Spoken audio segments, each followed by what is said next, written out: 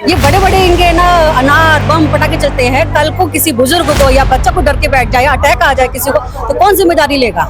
और किसी को अगर 12 बजे या 11 बजे आना हो तो ये घुसने नहीं देते हैं। जहाँ किसी की एक दिन तबीयत खराब हुई, बुजुर्ग आदमी थे, उनको हम हॉस्पिटल ले जा रहे थे, निकलने नहीं दिया रास्ते में।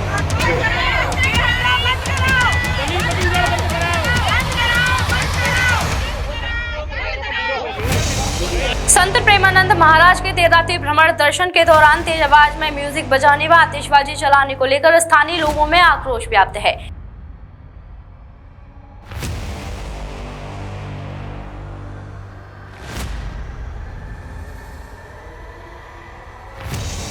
इस मामले में सुंदरक मार्ग स्थित NRI ग्रीन कॉलोनी के लोगों ने बैठक आयोजित कर रात्रि के समय म्यूजिक बजाने व आतिशबाजी चलाने पर रोक लगाई जाने की मांग की है।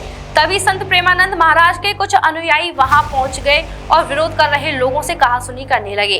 आपको बताते चले कि संत प्रेमानंद महाराज इन दिनों राधा नाम के प्रचार प्रसार को लेकर काफी सुर्खियों में हैं। वह देर रात्रि में करीब 2 बजे छठेगरा रोड स्थित अपने आवास से परिक्रमा मार्ग में बने राधा केली कुंज आश्रम तक पैदल जाते हैं। इस दौरान उनके अनुयायियों द्वारा सड़क पर फूल एवं रंगों से रंगोलियां तैयार की जाती हैं तथा मार्गों को रात से ही अवरुद्ध कर दिया जाता है। यही नहीं, बड़े बड़े साउंड सिस्टम के साथ भजन कीर्तन का म्यूजिक बजाते हुए चलते हुए उनके हजारों अनुयायी भी साथ होते हैं, जिससे देर रात्रि में अपने घरों में सोते स्थानीय लोगों को काफी परेशानियों का सामना करना पड़ता है। लोगों का कहना है कि देर रात्रि में जब वह लोग सो रहे होते हैं तो उस समय इस तरह की हरकत को अंजाम देना ठीक नहीं होगा। इसके कारण बीमार व बुजुर्ग लोगों सहित सुबह सुबह स्कूल जाने वाले बच्चों को काफी परेशानियों का सामना करना पड़ता है। यही नहीं, मार्ग अवरुद्ध किए जाने के कारण कई बार बीमार लोगों को अस्पताल तक ले जाने में असुविधा होती है। कॉलोनी के लोगों ने जिला प्रशासन से संत प्रेमानंद के अनुयायियों द्वारा की जा रही इस तरह की हरकत पर रोक लगाए जाने की मांग की है ताकि स्थानीय लोगों को किसी भी तरह की कोई परेशानी ना हो। मेरा नाम रिचा है, मैं श्री राधा NRI ग्रीन में रहती हूँ। मैं पिछले 1-1.5 साल से यही देख रही हूँ कि महाराज जी का दिन पर दिन ये सब बढ़ता जा रहा है। रंगोली बनाना, ढोल नगाड़े निकलने और विद मोर भी नाच रहे हैं। और ये इनका 2:30 बजे निकलते हैं, बट 11:30 बजे से शुरू हो जाता है। और किसी को अगर 12 बजे या 11 बजे आना हो तो ये घुसने नहीं देते हैं। इनका मोटी मोटी रस्सियाँ लग जाती हैं और साथ में प्रशासन चलता है। और तो और इनसे ये भी नहीं होता तो इनकी दिवाली बनती है।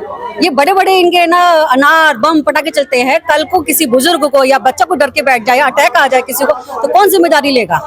इसके लिए आपने किसी से शिकायत की है? शिकायत इनके केले कुंज आश्रम पर जाके करी थी।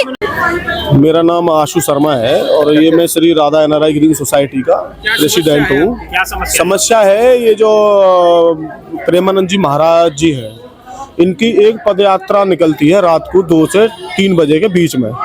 हमारी सोसाइटी बिल्कुल ऑन रोड है।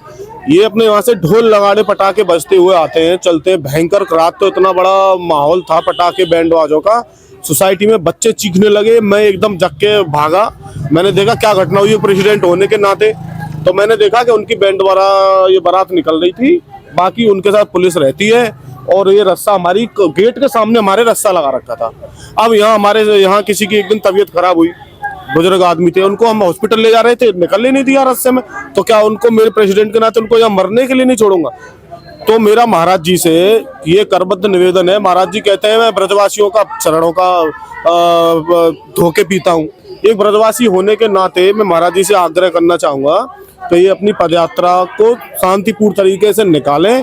ये ढोल लगाड़े बैंड बाजे ना बजाएं, जिससे सोसाइटी का यहाँ सोने वालों का सब का जीवन नरक बने। अभी इनके एक आए थे कोई अधीनस्थ नागरिक, क्या नाम था इनका, तो ये हम मुझसे कह रहे थे कि हम इस पर जो है विचार कर रहे हैं, हम बंद कर देंगे।